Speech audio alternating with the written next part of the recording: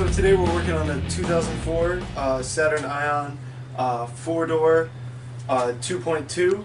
We're going to be doing front brake pads and rotors. I'm going to show you how to replace all that. So let's go over the basics of what you're going to need to complete this job. Of course, you're going to need your new brake pads. I do recommend you get ceramic brake pads. These ones came with the hardware and everything, so we will be changing that if needed. You're going to obviously need a rag. We're going to use a 14 actually to remove the caliper bracket, or the caliper bolts. To take the bracket off, we're going to use a 15. You're going to need a ratchet. We're going to use a 19 to take the tires off. We're going to use an impact. If you don't have an impact, you could always use just like a big breaker bar, but you are going to want to loosen the lug nuts before you would jack the vehicle off the ground. Now there's a couple different ways to compress the piston. I usually just use a flathead screwdriver, but you could also use a big pair of channel locks to compress it. I'll show you that method. And you could also use a C-clamp, and they actually sell a tool which I don't have here, but it basically is like a C-clamp and it pushes the caliper back in. I'll put a link to that so you guys can check out what that tool is. We got two new rotors, and the rotors are covered in something called Cosmoline. So when you do get new rotors, you're going to want to clean them off. So we have a can of brake cleaner, and you are going to want to get this is synthetic brake and caliper grease. You are going to want something that is for brakes and calipers. You're not just going to want to use like generic grease, because that will not do the job the same, and it'll actually make the sliders get stuck. So this stuff is very recommended. It comes in different, by different companies and everything, but just get something that's meant for brakes and calipers. So pretty much that's everything you're going to need to complete this job. It should be a very easy procedure, and we'll walk you guys through it now. And don't forget, safety first. Okay, so to begin, you're going to want to take the jack and place the jack right underneath where you're going to jack it up right here on that cross member. And once you're on there, just double check you're not hitting nothing. And we're going to bring the car up and put the jack stands under.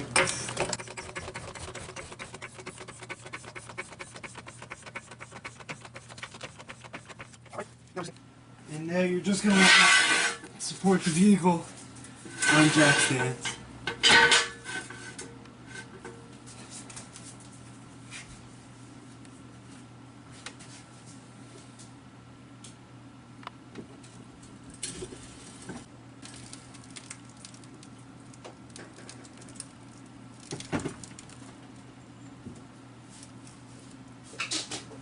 And I like to leave the jack just barely touching, so I have 3 points of contact holding the vehicle up at all times. Alright, time to get started. Okay, so to begin, we're going to remove the tire. You want to remove your hubcap. And just remember, if you don't have an impact on, you would want to loosen the lug nuts before you bring the car up, and then take them the rest of the way off. But today we got the impact.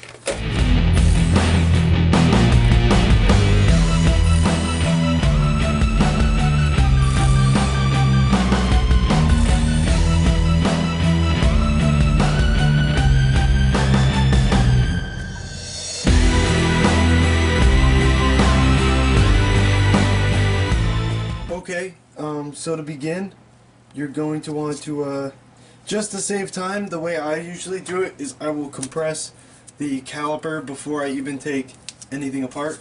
So you're just going to want to take a regular flathead screwdriver, put it in, and just kind of pull it back, catch some of the pad.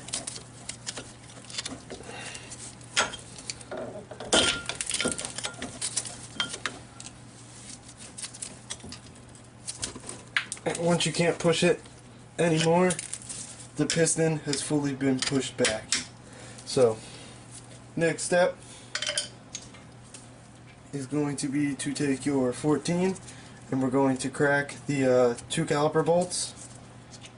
If you want to do it even faster, you could just remove one. In this case, I think we'll do that. We'll just take off the bottom.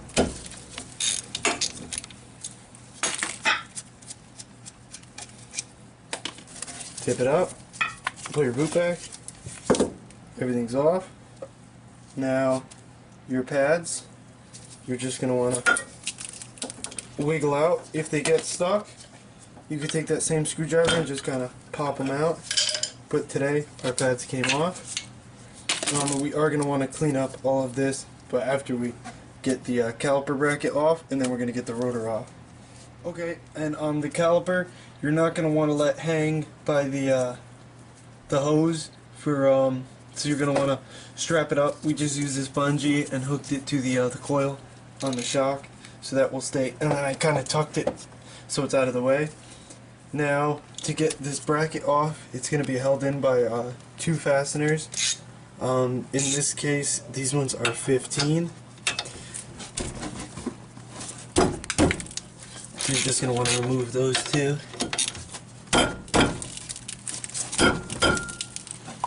And never take one out and then try to get the other one off. You want to loosen both of them so that way when you go to take this one out, the whole thing doesn't flip up on you. It's pretty annoying. So just loosen both of them before you take it out.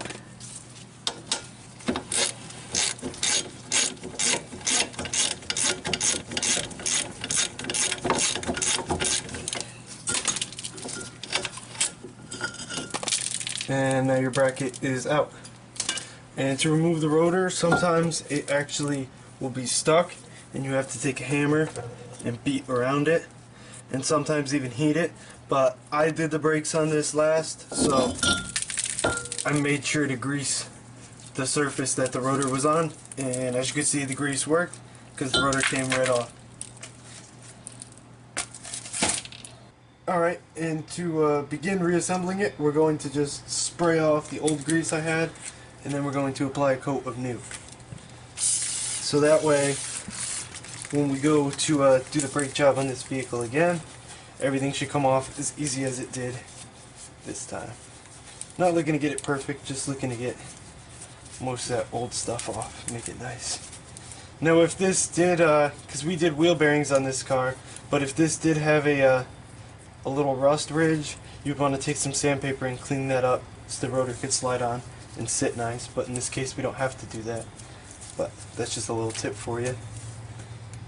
Now you're going to want to take your grease, and I just paint it on. You just kind of put it a little bit of everywhere. You don't need to get a crazy lot, but you do want to make sure that next time your rotor will come off easily. So that should be enough.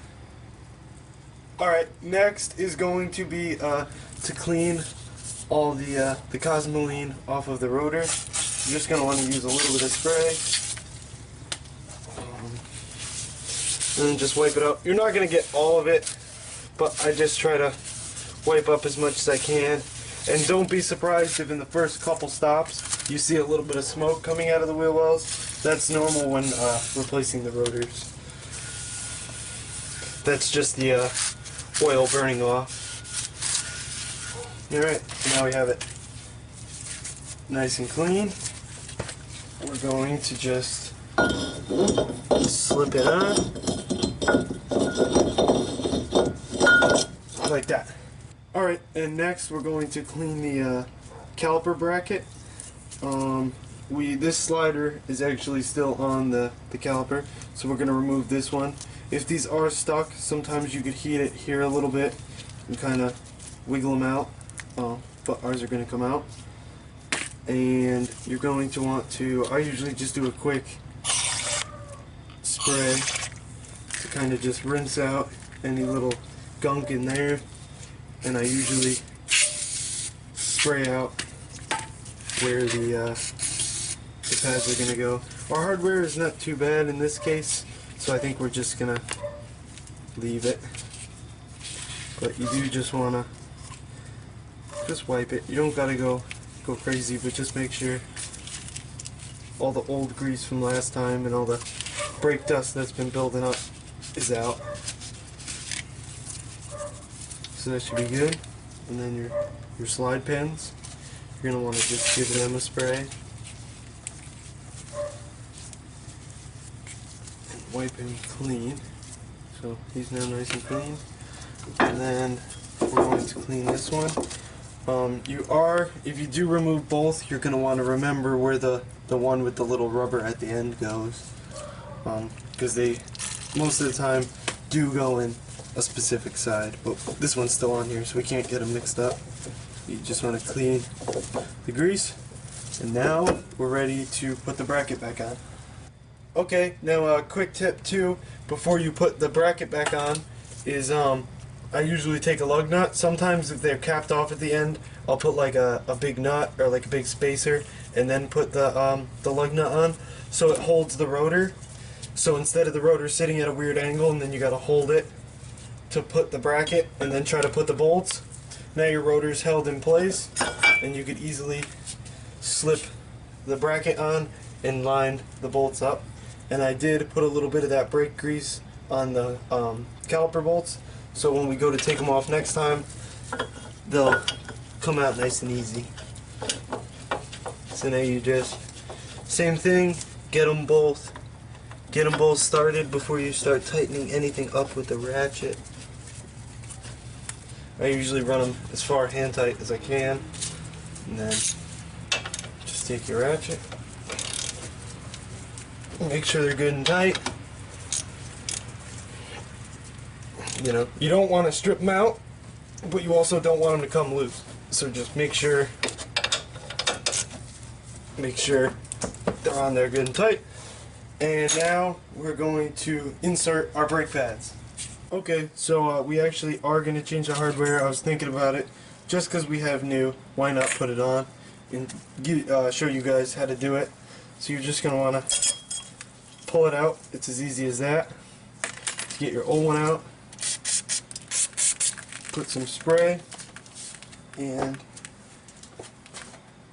get your rag and just kind of wipe up the old brake dust.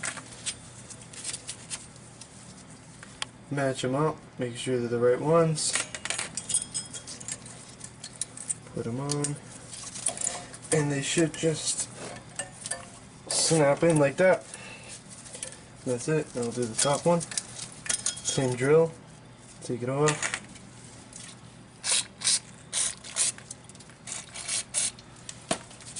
Spray them. Wipe any old stuff out that might stop you from getting the new ones in. Grab your new one. Make sure.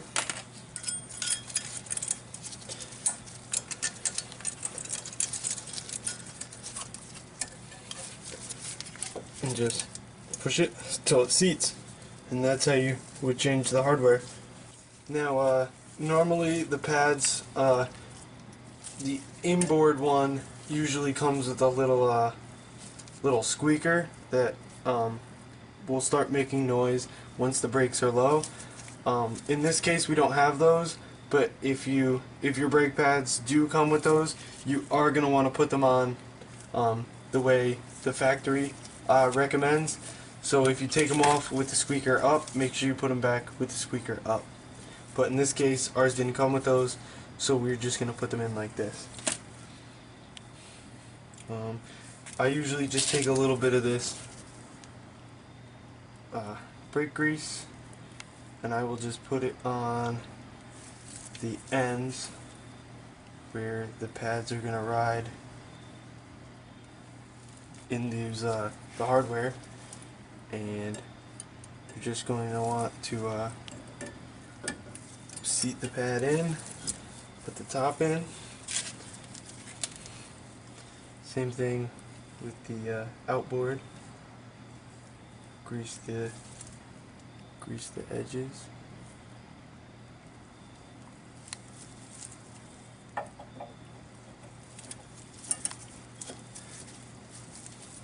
and make sure the friction material is facing the rotor. I've seen it where people have put them in backwards and you have the metal hitting the rotor. So just make sure you have them in the correct way and make sure they move. Because if they don't move and you have to hammer them in or do something crazy, then they're not going to operate properly.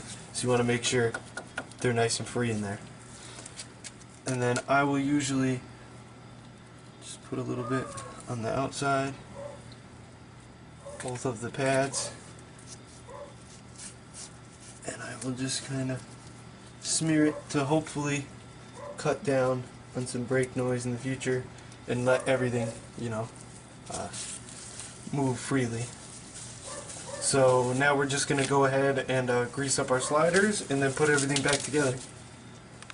Okay, so just real quick, now if you didn't compress the piston at the beginning and your piston is still sticking out, what you're going to want to do, just to show you real quick, is take the big pair of channel locks and squeeze it back in. That's usually my preferred method if I don't compress it first. Or sometimes, especially on dual piston calipers, you're going to want to take the old pad, put the old pad here, so that way you're not pushing right on the piston, and you're going to want to use a C-clamp and crank it in with the C-clamp. But make sure the C-clamp, you know, obviously goes behind here, grabs the old pad, and then squeezes it back in. So that's how you're going to do it if you didn't do it with the screwdriver at the beginning. Okay, so now we're going to want to put the caliper back in the bracket. So what you're going to want to do is take your grease and grease up that slider from before. You don't want to use, you know, a crazy amount, but definitely, you know, get it good and coated, you know, and put it in just like so. And make sure the boot doesn't have any air stuck in it. If it does, you gotta kind of burp it sometimes. And then we're gonna drop it. We're gonna want to drop it down. Make sure this boot is lined up with the hole. We're gonna want to put some grease on that bottom slider. We're gonna want to just stick him back in. Down. Make sure everything lines up, because if you could see the way the sliders are, one side is cut and one side is round. You're going to want to make sure that the cut side rests up against this, so when you turn the bolt, that'll actually catch and keep this from spinning.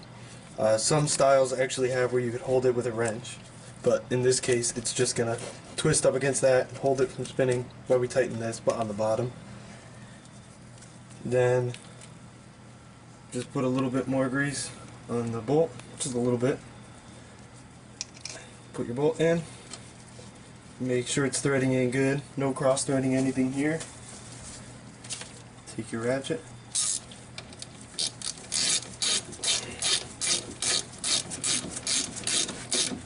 We're going to want to tighten it back up. And that should be tightened up. And then there you go. You successfully just done brakes and rotors. Just got to put the tire back on and all set. Alright, so now that you're done and you've double checked all your work, you're just going to want to re-put the tire back on.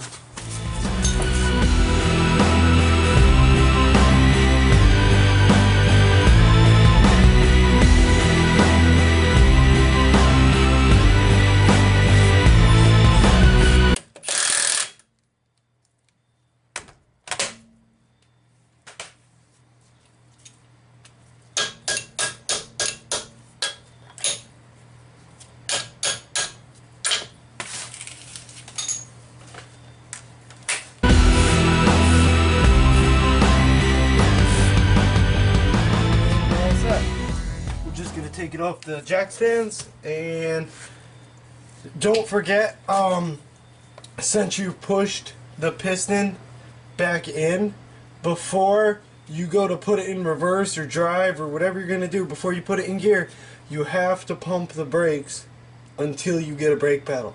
The pedal is going to go straight to the floor, no resistance.